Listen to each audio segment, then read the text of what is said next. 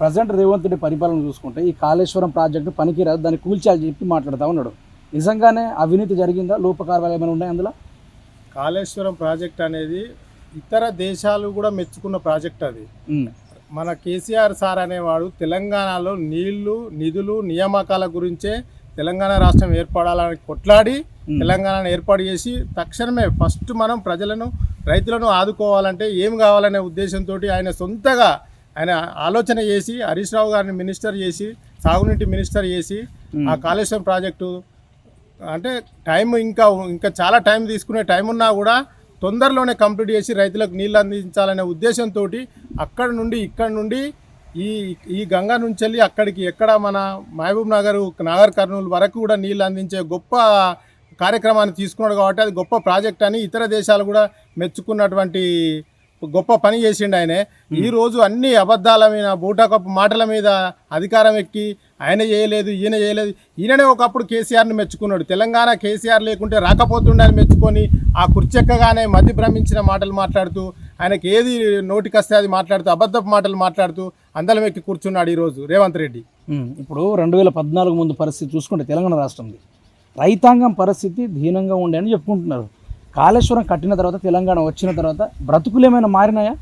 100% మారినవి. అప్పుడు దుబాయ్ వలస పోయే జనం, మా ఏజ్ ఉన్న వాళ్ళంతా దుబాయ్ వెళ్ళిపోయేవారు, పాస్పోర్ట్లు తీసుకునేవారు, అక్కడ బ్రతికేవారు. ఆ రోజు భూములు అమ్ముకొని 2 లక్షలకు 3 లక్షలకు ఎకరం అమ్ముకొని ఈ రోజు అదే భూమి 30 లక్షల నుంచి 50 లక్షల వరకు రేటు పెరిగింది. అది ఓన్లీ దానికి చెప్పాలంటే గ్రేట్ కేసీఆర్ అనే చెప్పాలి. ఎందుకంటే ఎక్కడ చూసినా కూడా మినిమం ఎంత తక్కువ చేసుకున్నా కూడా 20 లక్షల కన్నా తక్కువ ఈరోజు ఎక్కడ భూమి లేదు. 50 నుంచి వెళ్ళి కోటి వరకు కూడా వెళ్ళిన భూములు ఉన్నాయి. మళ్ళీ ప్రతి భూమి సాగవుతుంది. రైతు అభివృద్ధి చెందాలనే ఉద్దేశంతో రైతు బంధు ఇవ్వడం వల్ల వాళ్ళు బోర్లు వేసుకోవడం కానీ, మోటార్లు ఫిట్ చేయడం కానీ, సాగు చేయడానికి దాని లెవెలింగ్ కానీ ఇవన్నీ కార్యక్రమాలు చేసుకుంటూ రైతు బంధు అనే కార్యక్రమం కూడా చాలా గొప్ప కార్యక్రమంగా అందరు ప్రజలు కూడా ఈరోజు అర్థమవుతుంది. వీని మాయమాటలు నమ్మి వేసినాం రాబాయ్ అనే ఉద్దేశంగా ఈరోజు ఏ రోజు ఎలక్షన్లు వచ్చినా కూడా మళ్ళీ కారుకు ఓటు వేయడానికి సిద్ధంగా ఉన్నారు ప్రజలు. ఇప్పుడు రేవంత్ రెడ్డి కూడా మంచి పనులు చేస్తున్నాడు కదా. రేవంత్ రెడ్డి ఆయన కోసం మంచి చేసుకుంటున్నాడు తప్పితే ఆ మంత్రుల కోసం, ఆ ఎమ్మెల్యేల కోసం, ధన ఆపేక్షణ కోసం చేసుకుంటున్నాడు తప్పితే ప్రజలకు చేసింది గుండు సున్నా అని మనం ప్రజలు ఇప్పటికే అర్థమైపోయింది ప్రజలకు అన్ని రకాల. ఇప్పుడు ప్రజెంట్గా చూసుకుంటే 10 ఏళ్ళు నేనే అధికారంలో ఉంటా, బీఆర్ఎస్ పార్టీని మొలకెత్తినియను, ఆ పార్టీ లేకుండా చేస్తా, అదే కేసీఆర్ని పశుపతి లెక్క నేను గట్టేసిన ఫామ్ హౌస్లో అని చెప్తా ఉన్నాడు. నిజంగా ఏ విధంగా చూస్తారు? బీఆర్ఎస్ పార్టీ వచ్చే అవకాశం ఉందా, లేకుంటే రేవంత్ రెడ్డికి కేసీఆర్ భయపడే ఫామ్ హౌస్లో ఉన్నాడా? ఈ 2 సంవత్సరాలన్నర గడవడానికి కోసం ఆ డైలాగ్ కొడుతుండు. ఈ 2 సంవత్సరాలు నన్ను ఎవరు కూడా విక్తారా అనే ఉద్దేశం కొద్దీ ఆ డైలాగ్ వాడుతుండు తప్పితే ఆయనకు ప్రజల్లోకి వచ్చినాక ఓట్లేసే వాళ్ళు ఇప్పటికే ఆల్రెడీ ఓటర్లు ఫిక్స్ అయిపోయారు. జనాలు మొత్తం ఆల్రెడీ ఫిక్స్ అయిపోయారు. ఈయన ఉంటే మన బతుకులు ఘోరంగా మారుతాయి. ఇంకా మరీ పాత కాంగ్రెస్ ప్రభుత్వం మరియు అప్పటి టీడీపీ మనల్ని ఎట్లా దోసుకున్నదో ఆ రకంగా దోసుకుంటాడనే ఉద్దేశంగా ఇప్పటికే ప్రజలు నిర్ణయించుకున్నారు. రేపు ఓట్లు పెట్టినా కూడా ఆయన అన్నాడు కదా, హరీష్ రావు సవాల్ చేసిండు కదా, నువ్వు ఒక 3 నెలలు నాకు టైం ఇవ్వు, నీకు నీళ్ళు ఎట్లా రావో, నేను ఎట్లా మోటార్లు ఆన్ చేసి ప్రజలకు నీళ్ళు ఎట్లా అందిస్తానో ఆయన చెప్పిండు కదా. దాని ప్రకారం నువ్వు ఒకసారి ఒక 3 నెలలు ఆయనకి ఇచ్చే అవకాశం ఇచ్చి చూడు.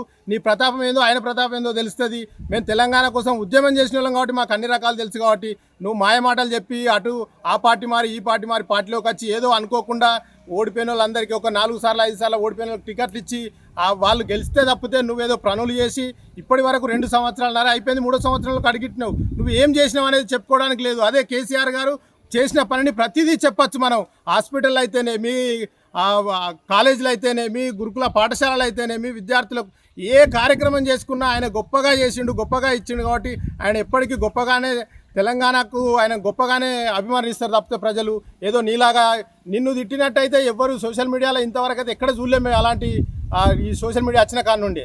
ఇప్పుడు రేవంత్ రెడ్డి రైతు బంధు విషయాన్ని మీరు చూసుకోవచ్చు. ఆయన రైతు బంధు ఇస్తున్నాడు, రైతులకు బోనస్ ఇస్తూ ఉన్నాడు, అన్ని రకాలుగా మంచి చేస్తూ ఉన్నాడు కదా. ఇంకా ఓడిపోవడానికి ఏమైనా ఛాన్సెస్ ఉన్నాయా? ఆయన అసలు ఆయన నిలబడ్డా కూడా ఆయన కొడంగల్లో ఆయనకు డిపాజిట్ రాదు. ఇంతకుముందు ఒకసారి అక్కడ పోటీ చేసిన అతని మీద అప్పుడు గట్లే ప్రగడబాలు వలికిండు. ఈ రోజు కూడా గదే అనుకుంటుండు కానీ అక్కడ కూడా ఓడిపోతాడు. మనం చిన్న ఎగ్జాంపుల్ చెప్పొచ్చండి. రైతు బీమా కట్టాల్సింది 437 కోట్లేమో కట్టాలండి. కానీ చనిపోయిన రైతులకు ఇవ్వాల్సింది 368 కోట్లు డబ్బులు ఇవ్వాలి. నువ్వు రైతు బీమా కట్టకపోతే, ఇన్సూరెన్స్ కంపెనీ కట్టకపోతే ఈరోజు చనిపోయిన రైతు కుటుంబాలు అన్నమో రామచంద్ర లాగా ఊళ్ళల్లో ఉండే పరిస్థితి ఏర్పడేది. అదే ఆ రోజు కేసీఆర్ గారు ఉన్న రోజు 11వ రోజు నీ ఇంటికి 5 లక్షల చెక్కు పంపించిండు. దానికి రూపాయి ఖర్చు లేకుండా, ఏ డబ్బులు ఎవరికి పైరవి లేకుండా నీకు ఇంటికి వచ్చి అగ్రికల్చర్ ఆఫీసర్లు ఫాములు తీసుకెళ్లిన రోజులు. కానీ ఈ రోజు వాళ్ళు అప్లై చేసి 6 నెలలు అవుతుంది, సంవత్సరం అవుతుంది, నువ్వు ఇన్స్టాల్మెంటే కట్టకపోతే, వాళ్ళకి ఇన్సూరెన్స్కు డబ్బులు వేయకపోతే వాళ్ళు ఏ విధంగా నీకు రైతు బీమా డబ్బులు ఇస్తారు? రైతులకు, చనిపోయిన రైతులకు కానీ ప్రజలకు కానీ ఎవరికి కానీ నీవి అసలు నమ్మకం కోల్పోయారు జనాలు. అందుకే ఓపికగా ఉంటున్నారు తప్పితే వేరే ఉద్దేశం ఏమీ లేదు. ప్రస్తుతం మీ నియోజకవర్గంలో పరిపాలన ఎలా ఉంది ఇప్పుడు? ఇక మా నియోజకవర్గంలో చెప్పాలంటే ఏడుపులు కన్నీళ్ళ మీద గెలిచిన అభ్యర్థి ఉన్నాడు ఇక్కడ. ఇక ఆయన గురించి మేము ఎంత చెప్పినా కూడా ఆయన ఇక అంటే మాట్లాడుకోవడమే పెద్దగా ఎవరికి అభ్యంతరం లేదు. ఎవరిని అడిగినా కూడా రేవంత్ రెడ్డి చేసిండు. అరే కాలం ఎందుకు అవుతలేదు రాబాయ్ అంటే వాడు వచ్చిండు అక్కడ రేవంత్ రెడ్డి కూకున్నాడు అందుకే కాలం అవుతలేదు అంటాడు. అరే నీకు రుణమాఫీ ఎందుకు కాలేదంటే అక్కడ రేవంత్ రెడ్డి మా రుణమాఫీ అసలు ఎమ్మెల్యే ఉన్నాడా లేడా అనేది కూడా పబ్లిక్ ఆ రకంగా వెళ్ళి ఫిక్స్ అయిపోయారు. అట్లా ఈయన చెప్తే చేసేది ఏం లేదు. ఎవరైనా గట్టిగా మాట్లాడి ఏదైనా కార్యక్రమం చేయాలకి వర్క్ చేయలేదని అడిగినందుకు వాళ్ళైనా కేసులు పెట్టియడం ఈ చొప్పదండిలో నడుస్తుంది. అంతా కేసుల తప్పితే వేరే ఉద్దేశం ఏమీ లేదు. ఏ అంటే ఎమ్మెల్యే గారి గుర్తింపు లేదు ఇక్కడ.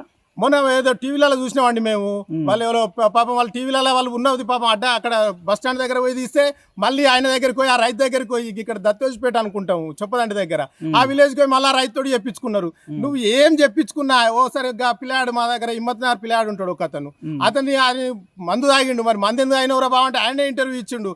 మళ్ళీ దేవుడు దండం పెట్టి మళ్ళీ ఆయనను బెదిరించుకొని మళ్ళీ విజువల్స్ పెట్టించుకోవడం సోషల్ మీడియాలో ఇవన్నీ సోషల్ మీడియాలకు పనిచేస్తాయండి. పబ్లిక్లోకి వెళ్ళి చూడాలి కానీ మనం ఏదో చేస్తున్నాం ఏదో పోతున్నాం అని అంటే అన్నీ చీకటి బాగోతాం అందరిది బయటకు వస్తుంది. బయటకు వచ్చిన తర్వాత అందరూ కూడా ప్రజలు కూడా అన్నీ చూస్తున్నారు. ఇంకొక సంవత్సరం తర్వాత ఎలక్షన్లకు వెళ్తాం. ఎలక్షన్కి వెళ్ళిన తర్వాత ఎవరు ఏం చేసిరు అనేది కూడా ప్రజలు రోజు చూస్తూనే ఉన్నారు. ఏం నడుస్తుంది అనేది కూడా చూస్తున్నారు. అవన్నీ ప్రజలు గ్రహిస్తున్నారు. చొప్పదండి ఎమ్మెల్యే ఏం చేస్తుండు ఏం చేస్తలేడు అనేది కూడా ప్రజలు అన్నీ నీ మాటలు ఏమి ఇచ్చినావు ఊరూరికి ఏం మాట్లాడినావు ఒక రైతు మాట్లాడితే అక్కడికి పోయి చూస్తే తెలుస్తుంది కదా ఊరికి ఏమి ఇచ్చినావు అనేది చెప్తారు కదా. నేను 42 కిలోల మొన్నటి ఎగ్జాంపులే చెప్పచ్చు. నేను 41 కిలో కన్నా ఒక గింజ ఎక్కువ ఇవ్వద్దని చెప్పిండు.